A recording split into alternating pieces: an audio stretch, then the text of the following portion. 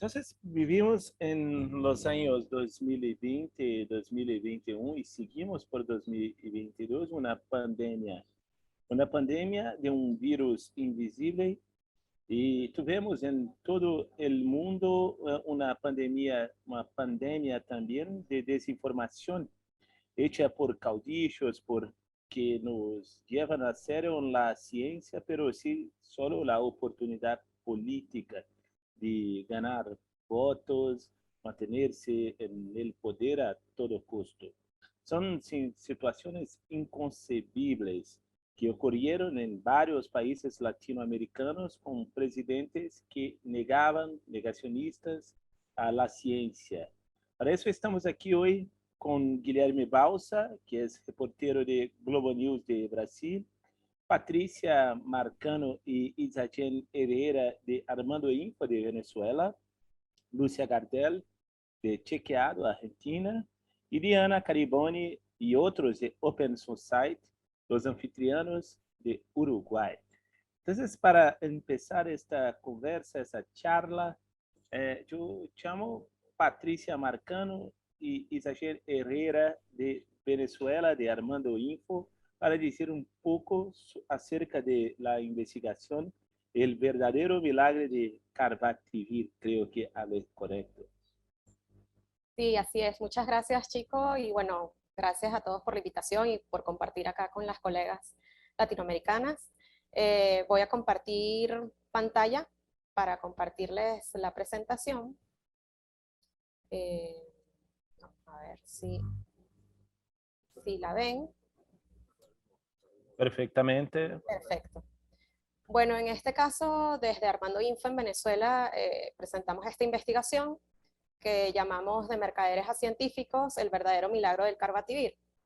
Y bueno, esta fue un trabajo, ya que creo que no puedo pasar las láminas.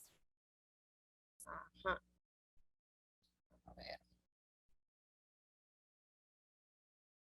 A ver, ya va, perdonen, para ver cómo puedo pasar la presentación.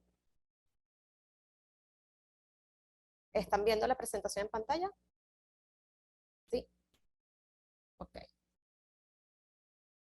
Bueno, este trabajo surge por un anuncio que hace Nicolás Maduro el 24 de enero de este año, donde prometió haber o anunció haber hecho el descubrimiento, una serie de científicos venezolanos, de una cura para el COVID-19.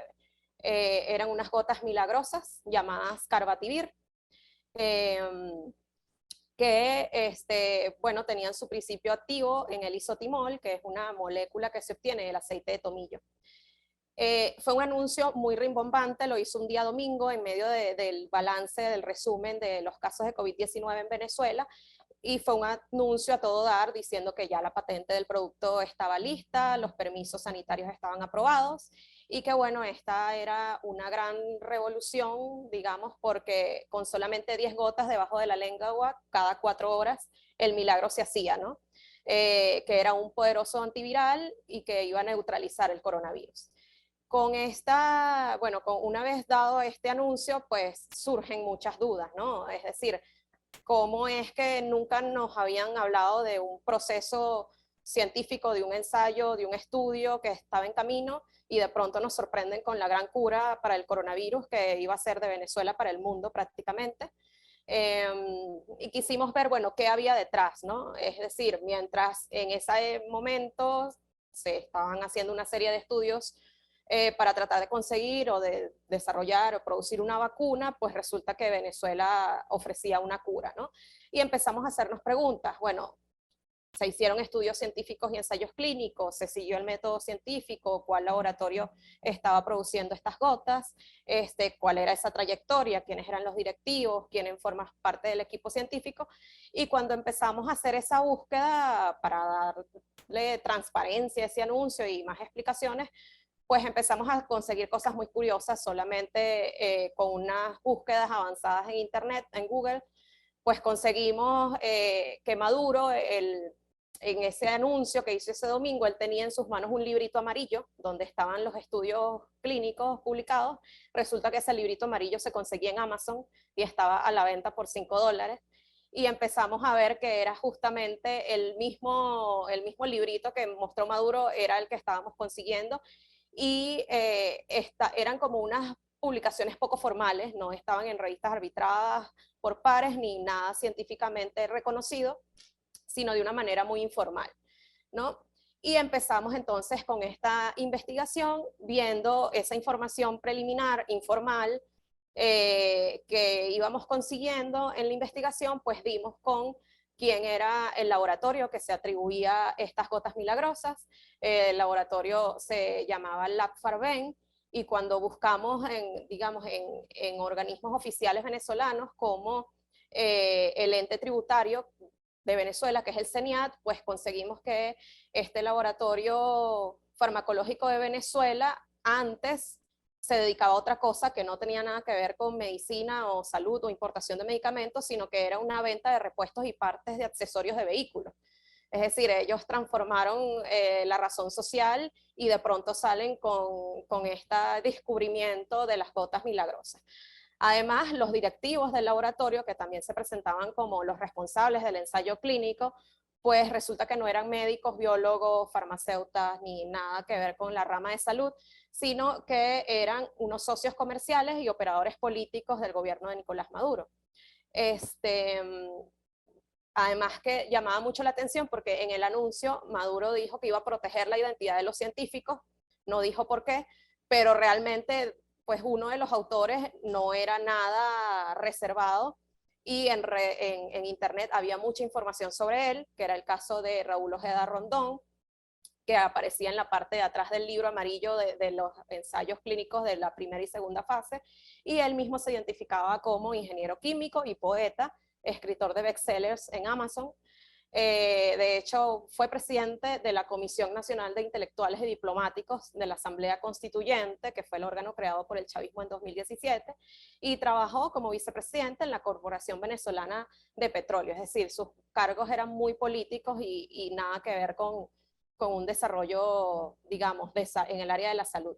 Pero adicionalmente, este señor en 2018 fue detenido por la Policía Política venezolana por presuntos hechos de corrupción vinculados durante su paso por la Corporación Venezolana de Petróleo.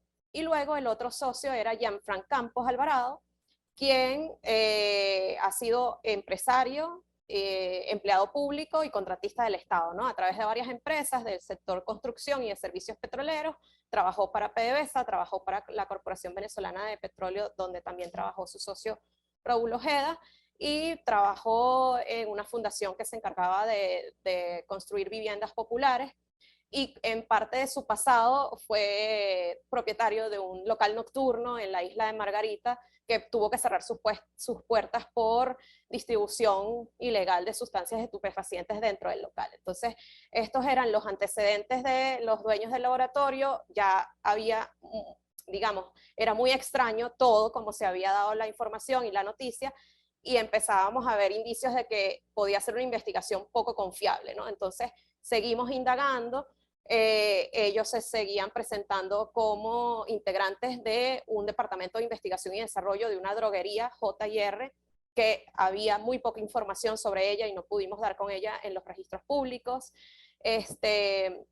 Los documentos publicados en internet carecían de rigor científico, es decir, consultamos con varios especialistas, con científicos del Instituto Venezolano de Investigaciones Científicas, Academia Nacional de Medicina, y no había nada que pudiera darle un rigor científico a estas publicaciones, que además estaban en Amazon y en la plataforma Script, ¿no? Que es como una base de datos en internet. Y como les comentaba, solo había información en un principio de las fases 1 y 2 de los ensayos clínicos, que se decía fueron realizados en 100 personas. No publicaron las fases 3 y 4, sin embargo ya se estaba anunciando la distribución de este producto. Lo poquito que se sabía era también una información muy escueta, que las 100 personas que participaron en el estudio 50 estaban hospitalizadas recibiendo oxígeno complementario, 10 estaban intubados, 40 eran asintomáticos, pero no había mayor información, por ejemplo, en qué hospitales de Venezuela participaron o de Caracas, los servicios médicos que se sumaron a la investigación, si había sido el departamento de infectología, de medicina interna o alguno de estos dentro de los hospitales, la metodología aplicada, si hubo trabajo con cadáveres o si alguno de los pacientes falleció, pero en el equipo científico había una forense, una médico forense, entonces había muchas cosas poco transparentes aquí detrás. Y solamente la agencia del Estado fue la que llegó a publicar al día siguiente o a los 2 días del anuncio que las fases 3 y 4 se habían concluido con 600 personas que participaron y que incluso habían hecho estudios en Turquía y en la Clínica Mayo de Estados Unidos. En realidad, pues el impacto que tuvo esta investigación, o sea, fue de mucho escepticismo, se vendió como una gran cura y una gran revelación científica en Venezuela, pero la comunidad científica venezolana no conocía los estudios que habían detrás y que lo respaldaran, nunca se publicó en revistas científicas arbitradas, no había manera de confirmar si se cumplieron los pasos del método científico que se requieren cuando estás desarrollando un producto farmacológico. La propia Organización Panamericana de la Salud se pronunció días después de este anuncio, aclarando que no validan tratamientos ni medicamentos per se, sino que evalúan las evidencias científicas que son publicadas en revistas y recomendaron, por supuesto, pegarse a las metodologías estrictas. Y bueno, llamó mucho la atención que después de ese anuncio tan esperanzador, pues se bajó un poco el tono desde la presidencia de Venezuela sobre el Carbativir y ya se vendió o se propuso como un tratamiento complementario, como otros que se usaron en Venezuela, como que eran productos naturales, como por ejemplo el Prevengovir, que eran unas gotas homeopáticas que venían de Cuba, o el té de malojillo o el ozón. Y también, bueno, se pudo ver que el registro sanitario que le otorgaron a este producto era como producto natural, no como un producto farmacológico realmente. Nosotros, bueno, digamos que la gran revelación o la conclusión es que no había rigor científico detrás de esto, que los autores del ensayo clínico carecían de credenciales y vínculos con el sector salud, había más vínculos políticos en esto que científicos sanitarios. Fue un anuncio con mucho componente político, con el riesgo de crear unas falsas expectativas sobre la cura de un virus, solamente, justamente en un momento en el que estaban aumentando los casos en Venezuela en una segunda ola que ocurrió en el primer trimestre de este año. Y pues eso terminó como un tratamiento natural complementario, cuyos estudios nunca se publicaron en una revista científica reconocida o arbitrada por pares. Y bueno, actualmente es posible conseguir el Carbativir en algunas farmacias, pero digamos no tiene mucha demanda, no fue la cura milagrosa que se vendió y bueno, tampoco fue que ayudó a controlar los casos o mejorar las hospitalizaciones o reducir los fallecimientos en Venezuela. Gracias por estos minutos y bueno, cualquier duda luego las podemos responder.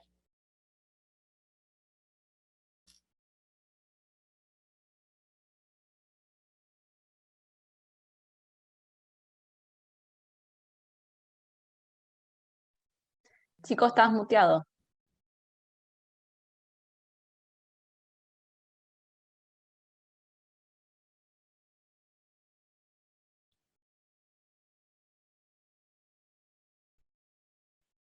¿Aló? ¿Aló? Oh, ¿Me Perfecto, escuchan? sí. Sí, Ahí sí. se Sí, te te escucha. escuchamos. Gracias, gracias. Muchas gracias, Patricia Marcano, por compartir con nosotros sus métodos y de su reportaje. Ahora quería hacer una aclaración. El medio es, yo había dicho Open Society, pero el medio es Open Democracy, el medio de Diana Caribone de Uruguay, que va a hablar sobre el tema de la desinformación financiada por la derecha cristiana. Pero disculpas a Diana, a todos y todas del medio por llamar por otro nombre. De Open Democracy, por favor, Diana Caribone. Muy bien, muchas gracias, chicos, y gracias por la aclaración. Bueno, voy a compartir la pantalla.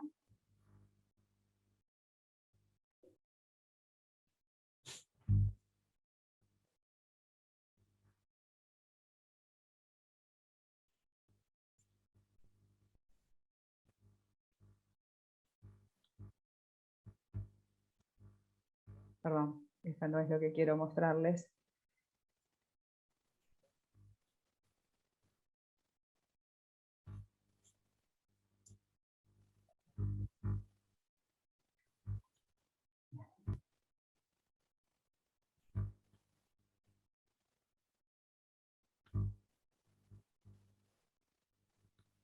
Bueno, un segundito, por favor, que esto está un poco trancado. Tranquilo. Ahora sí, ahora sí. Bien. Creo que ahora sí están viendo la pantalla, ¿no? Sí, perfectamente. Bien, muy bien.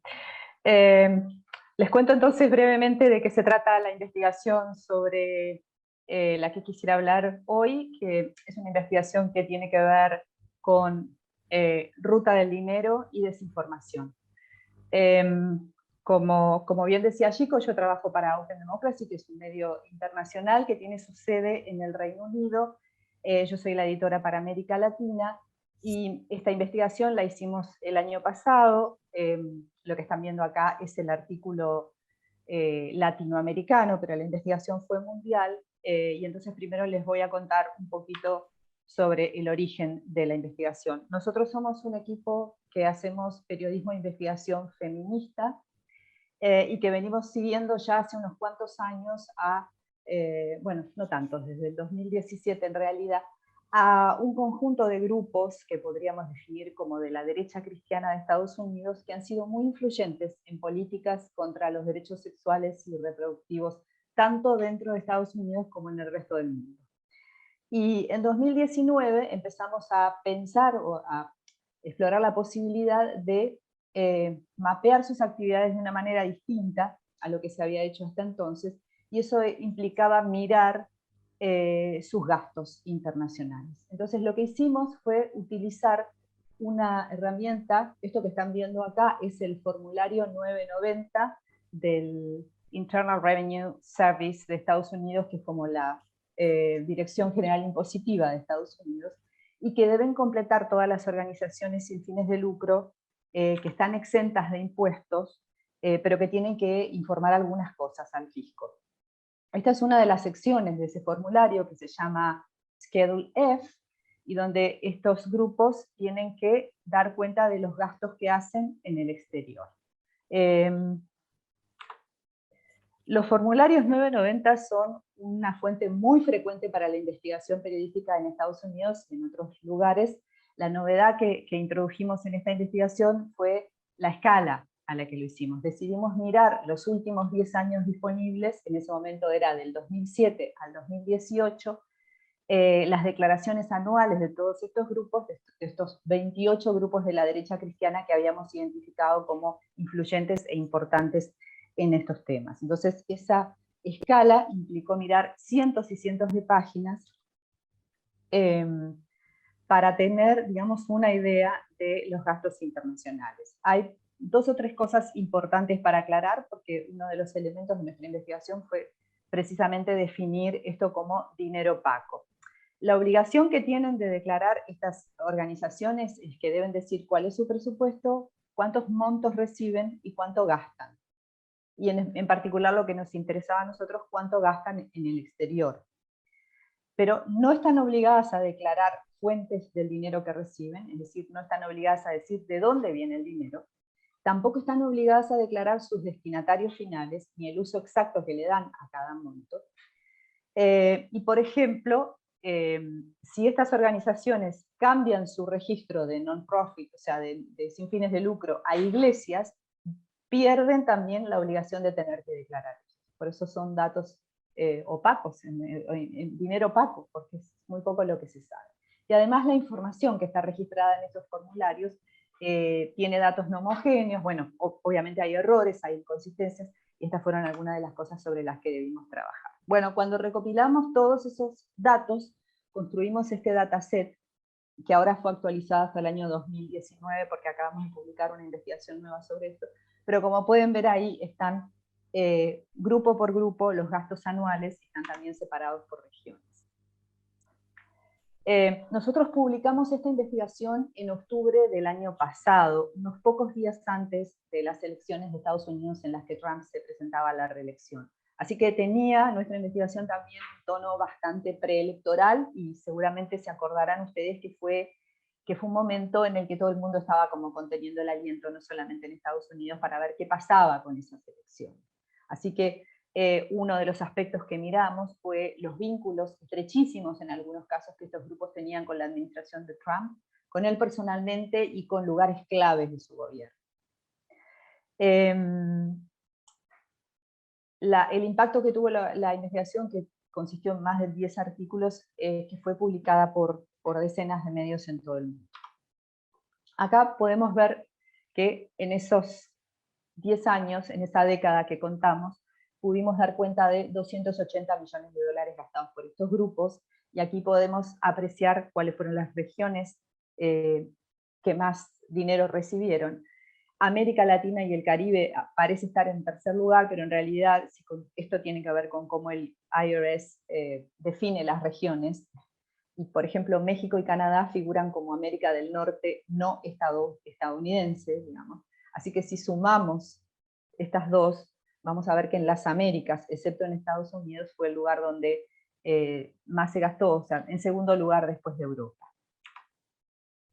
Bueno, estos son algunos de los artículos que publicamos, y como pueden ver, el tema de la presencia de Trump y de sus vinculaciones con estos grupos fue muy importante.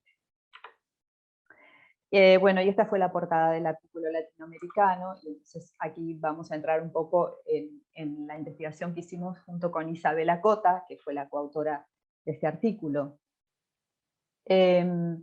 Nosotros de esos 28 grupos identificamos 20 que estaban enviando dinero a América Latina, y un monto superior a 44 millones de dólares. Y lo que vimos de varios de estos grupos, sobre los cuales ya conocíamos sus actividades en la región, en particular sus actividades con relación al aborto y a los derechos LGBTIQ, lo que vimos fue que había un conjunto particular de 6 grupos estábamos en el primer año de la pandemia, muy involucrados en actividades de desinformación. Y había particularmente desinformación sobre la pandemia, sobre el virus, y sobre China, sobre la Organización Mundial de la Salud. Bueno, acá están algunos de los datos que les comentaba hace un momento. Algunos de esos grupos tenían, como ya dije, un vínculo muy, muy estrecho con Donald Trump. Uno de estos grupos, que se llama PRI, Population Research Institute, está dirigida por un señor que además había creado una especie de think tank anti-chino, junto con Steve Bannon, que fue el asesor electoral de Donald Trump, quien además estuvo prófugo de la justicia hasta hace poco y acaba de entregarse. Nosotros vimos que había grupos en nuestra región que estaban difundiendo desinformación sobre el coronavirus. Nos llamó particularmente la atención la coincidencia de los mensajes con lo que hacían 2 gobernantes que, como decía Chico al principio, se dedicaron abiertamente a desinformar y a dar mensajes contra la ciencia. Uno era Bolsonaro, el presidente de Brasil, y el otro el propio Trump. Recuerdo en especial en los primeros meses de la pandemia que varios de estos grupos que tienen presencia en Brasil se dedicaban a publicar artículos poniendo en duda las estadísticas oficiales de casos de COVID en Brasil, en particular en Río de Janeiro, por ejemplo, poniendo en duda las cifras de muertos. Después tuvimos otros grupos que se dedicaban a difundir mensajes muy agresivos contra la Organización Mundial de la Salud, acusándola, por ejemplo, de promover la homosexualización de los niños, y llamando a desfinanciarla, es decir, poniendo peticiones en línea para que la gente firmara, en coincidencia con el anuncio del presidente Donald Trump, que dijo que le iba a cortar y de hecho le cortó la financiación a la OMS en plena pandemia. Bueno, estos grupos también se dedicaban a promover lo mismo y a reclamarle a la gente que le exigiera a sus gobiernos que dejaran de financiar a la Organización Mundial de la Salud.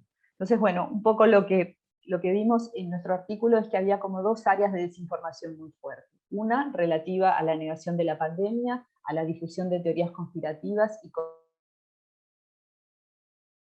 contra China.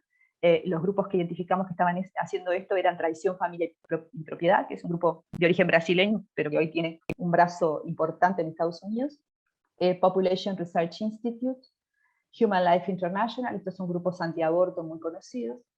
Y después algunos otros de estos grupos también involucrados en las campañas contra la Organización Mundial de la Salud. Y también había desinformación sobre salud referidos a otras cosas.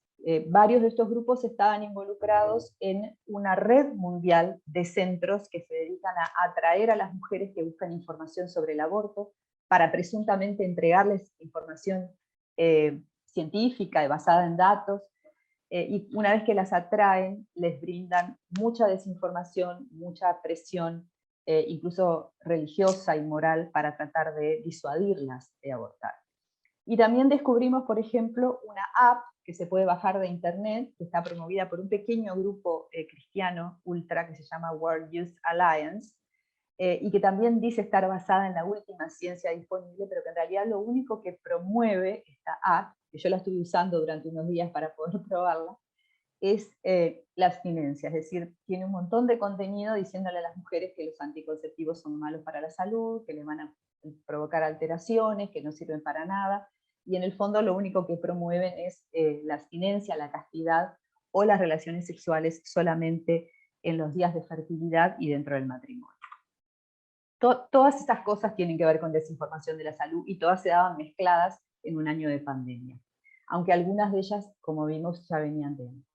Este es un interactivo donde nosotros podemos ver, se puede cliquear y está disponible en internet, donde nosotros podemos ver la evolución del gasto por regiones en la década que nosotros analizamos, y yo se los estoy mostrando solamente para mostrarles uno de los datos que demuestra digamos, la complejidad que genera la falta de transparencia, ¿no?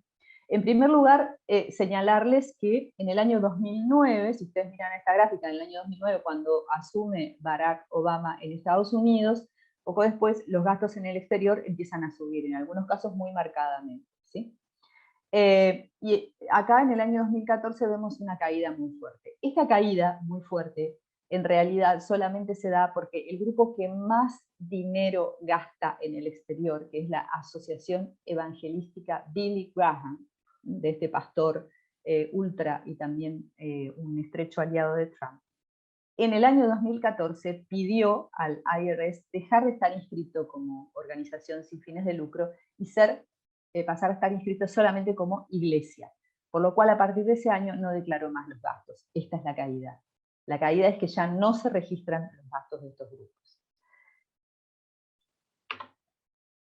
Bueno, acá simplemente está el grupo de colegas que trabajaron con nosotros en esta investigación, que como digo fue mundial, no solamente latinoamericana, y en especial quisiera nombrar a mi editora, Claire Provost, que fue la que tuvo, digamos, la visión de ponernos a trabajar en esta cosa gigantesca que hicimos, y a todo el equipo de Europa, de África, de distintos lugares, de América por supuesto, que trabajamos duramente durante meses para sacar adelante la investigación. Hoy, justamente, de casualidad, esto no estaba planificado, acabamos de publicar una ampliación de esa investigación, incluimos un año más en los montos de gastos, y nos dedicamos especialmente a mirar lo que estaban haciendo dentro y fuera de Estados Unidos, y lo que estaban gastando y el dinero que estaban recibiendo los grupos que hoy están peleando en la Corte Suprema de Estados Unidos para derogar el derecho constitucional al aborto en ese país. Bueno, muchas gracias. Con esto termino y quedo disponible para preguntas más tarde. Muchas gracias, Diana, que representa toda la equipe de Open Democracy, un trabajo mundial como la crisis que vivimos con la pandemia, la crisis de salud y de desinformación que tomó todo el planeta y tanto mal ha hecho a mucha gente que llega a morir, como en Brasil, por desinformación. Por favor, Lucia Gardel, ¿nos escuchas? Sí, perfecto, acá los escucho, fuerte y claro. Bueno, Buenas muchas tardes. gracias. Buenas Gracias, tardes. chico. Lucia Gardel, de Chequeado, para presentar la investigación dióxido de cloro, quienes vende esta sustancia ilegal y tóxica en la Argentina y otros países de la región. Muchas gracias por su participación, Lucia. Por favor. Muchas gracias por la presentación. A ver si les puedo compartir pantalla. A ver, ahí la pueden ver. Sí. Perfecto. Bueno, mi nombre es Lucía Gardel, yo soy redactora de Chequeado, un sitio de fact-checking de Argentina. Y bueno, hicimos esta investigación sobre quiénes venden dióxido de cloro en Argentina y otros países de la región. Bueno, nosotros básicamente tratábamos y desmentíamos desinformaciones desde antes de la pandemia, pero bueno, vimos que con la pandemia del coronavirus, las desinformaciones sobre coronavirus empezaron a aparecer y aumentaron un montón exponencialmente. Y bueno, puntualmente apareció las falsas curas con el dióxido de cloro. Entonces surgió la preocupación por el dióxido de cloro. ¿Y por qué surgió la preocupación? Porque vimos que era algo que era un contenido muy viral en redes sociales, era algo relevante y era potencialmente dañino, porque en la Argentina al menos 3 personas murieron luego de haber ingerido dióxido de cloro. Además, tuvimos una periodista que se llama Viviana Canosa que bebió o dijo haber bebido dióxido de cloro en frente de miles de televidentes. Entonces, el Ministerio de Salud ya había dicho que no era una sustancia, no era un medicamento. Nuestra Administración Nacional de Medicamentos también salió a decir lo mismo, en línea con los organismos internacionales que ya para ese momento, la OPS, decían que era algo tóxico y que no era un medicamento autorizado para tratar ninguna enfermedad. Entonces nos pareció necesario poner en evidencia quiénes estaban, además de promoviendo la sustancia, quiénes estaban lucrando con esto. Una falsa cura que podría traer hasta daños letales. Bueno, ¿qué es el dióxido de cloro? Es un derivado del clorito de sodio que se utiliza en realidad en la industria papelera para blanquear el papel, para potabilizar el agua y para desinfectar superficies inertes. Y a pesar de que no hay evidencia científica y que ningún ente regulador de medicamentos en el mundo lo avala, y que es algo tóxico inclusive, se promociona desde hace años para tratar diversas enfermedades y bueno, con la aparición del coronavirus, para tratar el coronavirus. Empezó a difundir para tratar el coronavirus como una cura milagrosa, como en el caso de la investigación de Patricia también. Nuestros principales hallazgos dieron cuenta de que no hay un perfil homogéneo de aquellos que venden dióxido de cloro, pero sí pudimos identificar ciertos perfiles como dietéticas, aquellos que venden productos naturales, inclusive en los laboratorios de las farmacias convencionales, y fans de Andreas Kalker. Andreas Kalker es un pseudocientífico alemán que se autoproclama como el creador del CDS, que son las siglas para solución de dióxido de cloro. Y bueno, lo promueven también estos profetas de dióxido de cloro, inclusive los políticos. Vimos que también, porque la investigación también se realizó una parte en México y Colombia, con nuestros colegas de Colombia Check y Verificado en México. Vimos que también lo promueven políticos, concejales, alcaldes, bueno, los periodistas, influencers, y inclusive médicos de grupos matriculados, como es el caso de Médicos por la Verdad, que es un grupo de médicos matriculados que difunde desinformaciones sobre coronavirus, y entre ellas las desinformaciones de dióxido de cloro. También encontramos que hay una versatilidad de precios y formatos, dependiendo de si se vende, por ejemplo, para preparar en casa o si se compra directamente para beberlo. Y también tiene que ver con que, dependiendo si se vendían, por ejemplo, en botellas más pequeñas o en packs de 5 litros, 6 litros. También pudimos ver que la posología para para administrarla, digamos, tenía que ver con qué enfermedad se quería tratar, porque de la misma manera que se usa para el coronavirus, también se usa para otras enfermedades, como puede ser el cáncer, la malaria, o mismo una artritis, lo utilizan para cualquier tipo de dolencia. Y también algo que me llamó mucho la atención es que utilizan métodos de comercialización convencionales, como pueden ser las transferencias bancarias, cualquier medio electrónico de pago, envío por correo, inclusive un Cabify, es como una mercancía más, digamos, un producto más, y me llamó mucho la atención porque pensé que iba a estar como mucho más oculto. También descubrimos que en la Argentina hay al menos un obispo en representación de esta iglesia que se llama Iglesia Génesis II de la Salud y la Sanación.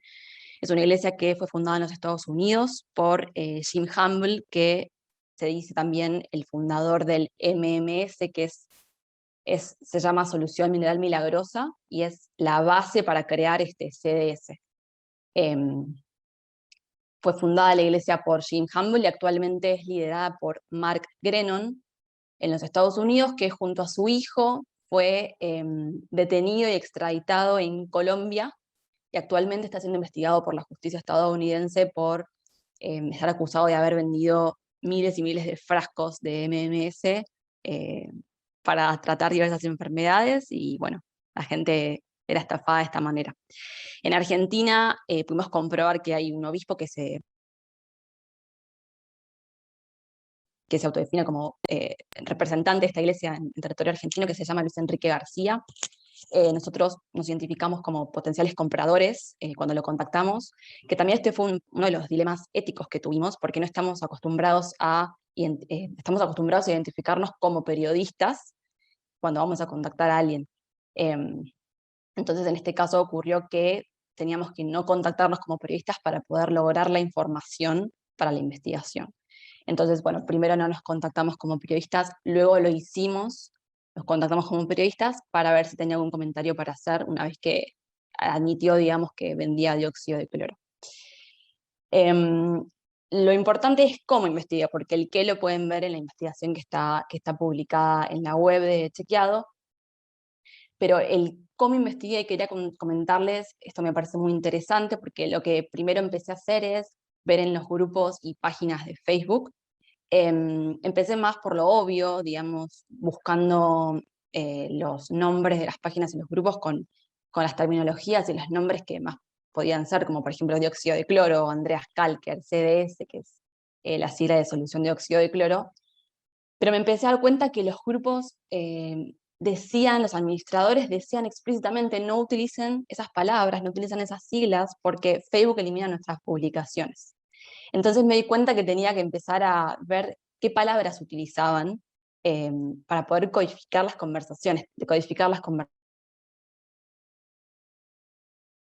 y poder ver en qué otros grupos que con nombres quizás no tan obvios podían estar interactuando y contando sus experiencias, interactuando también y difundiendo proveedores, que es lo que a mí me interesaba, digamos, llegar a los proveedores para poder charlar con ellos. Entonces en esos grupos también encontré mails y contactos y números de celular para poder hablar con ellos por WhatsApp. También hice un rastreo en lo que es buscadores de internet y todavía había bastantes páginas que vendían esta sustancia. En el caso de WhatsApp y Telegram, nosotros lo que hicimos fue comprar un chip de teléfono celular y utilizar un teléfono que no era el mío, por dos motivos. En primer lugar, para no exponer mis datos personales por un tema de seguridad, y por otro lado, como les había comentado antes, por un tema de no identificarme como periodista, en primer lugar, para poder obtener la información. Entonces, bueno, como pueden ver en la presentación, vea que, por ejemplo, algunos me querían explicar cómo se hacía, me decían que seguían las fórmulas de Andreas Kalker como las fórmulas oficiales, como una suerte de prestigio de que lo que estaban haciendo estaba bien. Mismo en algunos casos también les planteaba que, bueno, tengo miedo, soy principiante, no sé cómo hacerlo en mi casa, me decían que deje de escuchar los medios y la tele, que apague un poco y que esto estaba bien y que me iba a curar. Inclusive también descubrí que entre fronteras, hablé con alguien de Colombia que me dijo, bueno, tengo un contacto, un proveedor en Argentina, y me pasó el teléfono en Argentina. Entonces esto fue muy importante también para poder descubrir, digamos, cuál era la red y empezar a interactuar con ellos. Lo más importante es el impacto de la investigación. Nosotros publicamos la investigación en abril de este año, y una vez que publicamos la investigación, sumamos la información que habíamos logrado a una causa judicial que ya existía, que investigaba a Andreas Kalker en Argentina junto a 3 personas más. A raíz de también nuestra investigación, en septiembre se realizaron 13 allanamientos en 8 provincias de la Argentina, y se imputaron a 19 personas, entre las cuales está Andreas Kalker y Luis Enrique García, que era el obispo de esta iglesia de Génesis 2. Lo interesante es que también en el domicilio de García se encontró una colección de simbología nazi. Actualmente, bueno, la causa se sigue investigando y están en proceso de indagatoria. Y por otro lado, quería comentar la replicabilidad que tuvo nuestra investigación, porque otros colegas de la red LATAM Chequea, que es una red de fact-checking colaborativo, de la cual forman parte 35 organizaciones, que Chequeado forma parte y coordina, utilizando la misma metodología de investigación, intentaron ver quiénes vendían el dióxido de cloro en Guatemala. Y esto nos parece muy importante porque da cuenta de que no es un fenómeno solamente que ocurre en Argentina, sino en otros países de la región e inclusive en el mundo. Y nos parece muy importante que se pueda poner en evidencia quiénes lucran con esta desinformación, porque es algo tóxico que puede causar la muerte, y hay gente que todavía continúa estafando y lucrando con esta sustancia. Así que bueno, espero que les haya servido. Ahora vamos acá. Espero que les haya parecido interesante.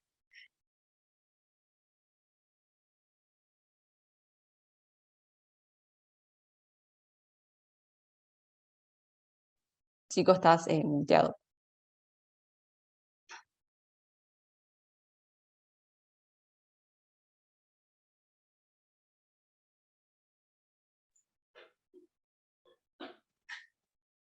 No se te escucha.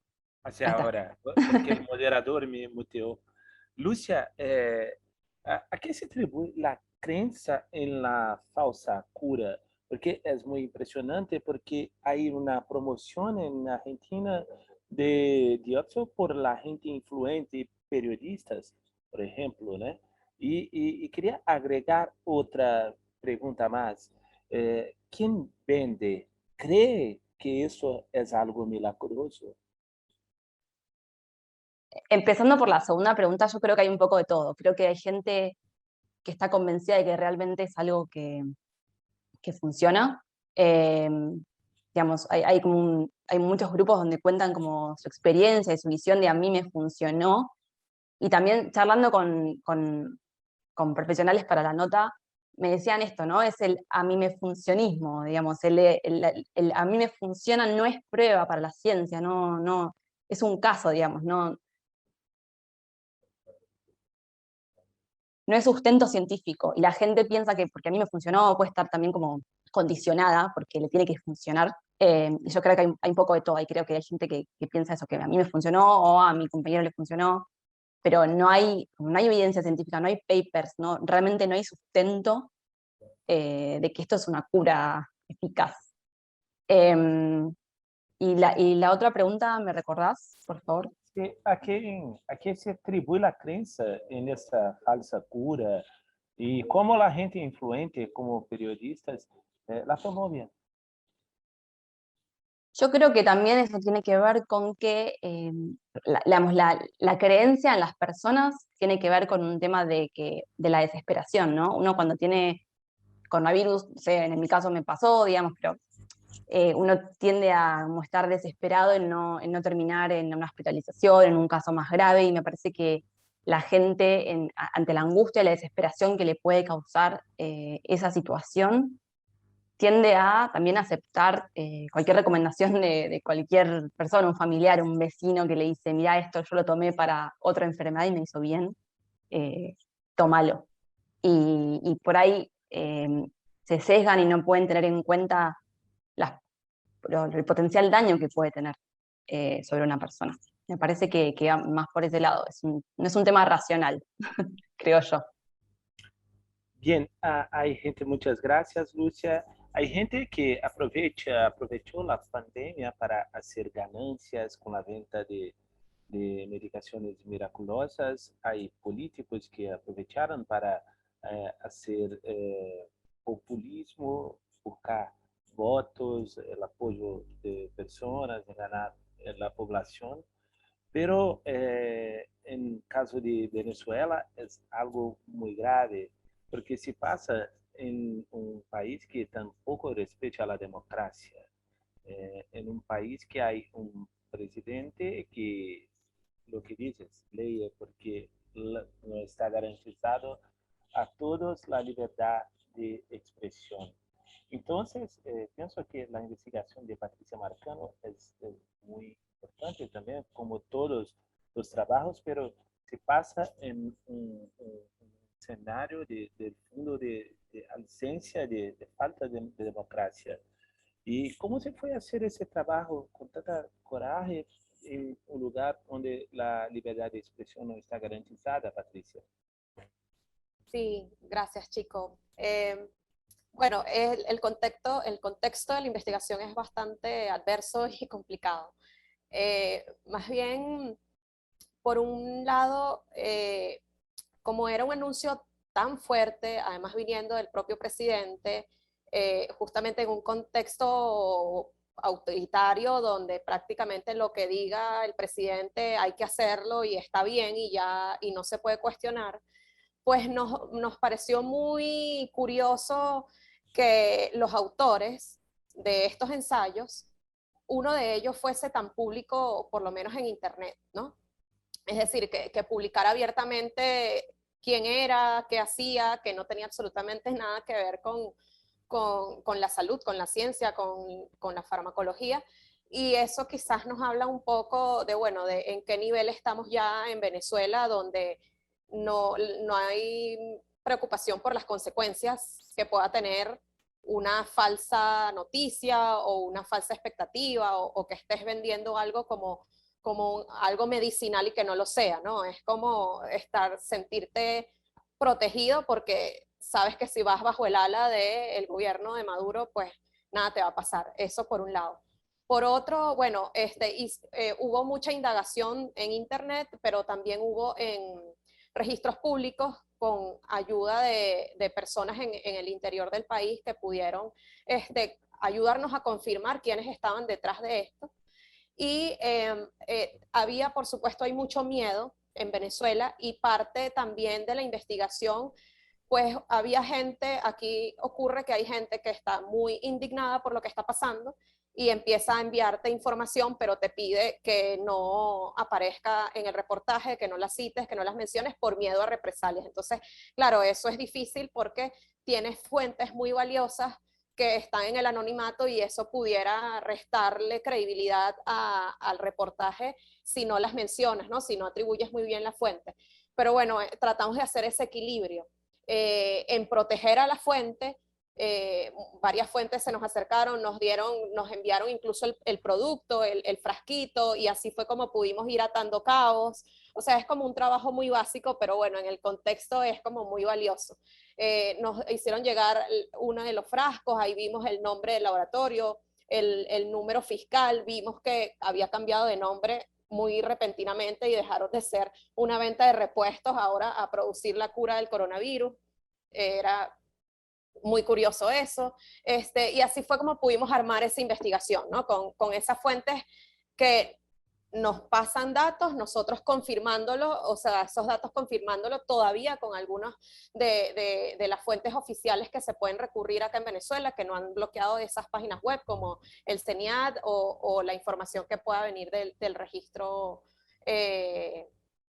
mercantil venezolano. Entonces, así un poco pudimos construir la historia de qué había detrás de este anuncio y bueno, también poner sobre la mesa por ejemplo, que no se seguían los pasos del método científico, que no se seguía la rigurosidad de, bueno, cuánta es la cantidad mínima que debería tener un ensayo clínico para tú después extrapolarlo a la población y decir que de verdad el isotimol tiene efectos, porque además lo otro que revela la investigación es que parte de los documentos que hablaban de los beneficios del isotimol era como una copiar y pegar de muchas informaciones de, bueno, la FDA lo aprueba, sí, pero lo aprueba en otro contexto como antiinflamatorio para X causa, no había nada que lo vinculara con el COVID-19, pero se juntaban esa serie de informaciones para hacer ver que podía tener un efecto. Y claro, en un país donde todo está tan limitado, donde tienes pocos medios independientes, más que todo en Internet, haciendo este trabajo, y que a su vez nos bloquean el acceso a nuestra web y la gente no nos puede leer, pues ahí es cuando entiendes cómo el mensaje del presidente cala mucho más rápido que el mensaje que los pequeños medios que todavía seguimos en Venezuela podemos aportar para desmontar esto y lograr que, bueno, que no se caiga en esta desinformación. Muchas gracias, Patricia Marcano. Y para cerrar nuestra gira, Diana Cariboni de Open Democracy, una pregunta para vos que tuviste la oportunidad de mirar el mundo, ¿no? Lo que se pasaba en muchos países donde había la desinformación y la promoción de pastillas miraculosas, de sustancias miraculosas. Y claro que esto con ganas de dinero público y desinformación. Yo quería pedir que comente la situación mundial que tuviste la oportunidad de mirar a partir de la realidad de Patricia y de Lucia, por ejemplo. Claro, sin ignorar la situación de Brasil, donde hay también, Patricia, la promoción de una pastilla miraculosa llamada cloroquina y otra llamada ivermectina, que son pastillas para doenças que ocurren y las personas que necesitan de esas pastillas murieron porque el presidente Bolsonaro promovió una corrida a la desinformación. Diana, por favor. Sí, bueno, es compleja la pregunta, pero la investigación nuestra estuvo mirando más los mensajes y los ataques que había con un sentido mucho más político y no tanto la promoción de ciertas curas milagrosas. A mí lo que sí me llama la atención, y ahora cuando escuchaba las exposiciones de las compañeras, es como en el siglo XXI la tecnología no nos ha impedido esta falta de mirada científica, sino que al contrario ha terminado siendo una aliada de una cantidad de ideas, de teorías y de incluso de actividades que tienen mucho que ver con la curandería en el peor sentido, es decir, porque hay sin duda una medicina natural y basada en los conocimientos ancestrales que vale la pena recuperar y que se está investigando en muchos lugares del mundo, pero esto apunta a otro lado completamente distinto. Entonces, eso me impactó. Y la otra cosa que de alguna manera nosotros vimos en nuestra investigación fue cómo hay una cantidad de actores en el panorama político internacional que están organizados contra los derechos de ciertos colectivos y de las mayorías, porque en realidad organizarse contra los derechos de las mujeres es organizarse contra la mitad de la población. Cómo estos actores que dicen defender la salud y la vida, que ponen todo el tiempo estas palabras para adelante y en primer lugar, se lanzaron a estas campañas de desinformación en el medio de la pandemia, se lanzaron a reclamar que se cortaran los fondos más esenciales para organizaciones que obviamente pueden ser polémicas en una cantidad de aspectos, pero que son vitales, como la Organización Mundial de la Salud. O sea, me parece que la pandemia desnudó muchas de estas estrategias que son absolutamente malévolas y que en realidad usan palabras que deberían usarse para el bien, como salud, vida, y en realidad las usan con fines políticos que son bastante cuestionables, ¿no? Y creo que si algo mostró la pandemia fue justamente cómo estos actores en realidad no defendían la vida. Muchas gracias, Diana Cariboni de Open Democracy, Lucia Gardel de Chequeado, Diana Cariboni de Open Democracy Uruguay Luisa Gardel de Chequeado Argentina y Patricia Marcano de Armando Info Venezuela, que ha hecho trabajo en parcería con Isagen Herrera. Muchas gracias a vos por los trabajos, por la clase que nos dieron. Mucho aprendizado, mucha información compartida. Creo que para muchas personas, periodistas o no, son muy necesarias. Y que la información clara y la democracia venzan en el continente. Gracias. Bueno, muchas gracias a ustedes. Saludos Muchas a gracias todas por la y a todos. invitación. Saludos a todos. Gracias. Chao. Hasta luego. Y que en 2022 nos encontremos En presencialmente. persona. En persona. Sí, Así es. así es. Chao. Chao. Chao, chao.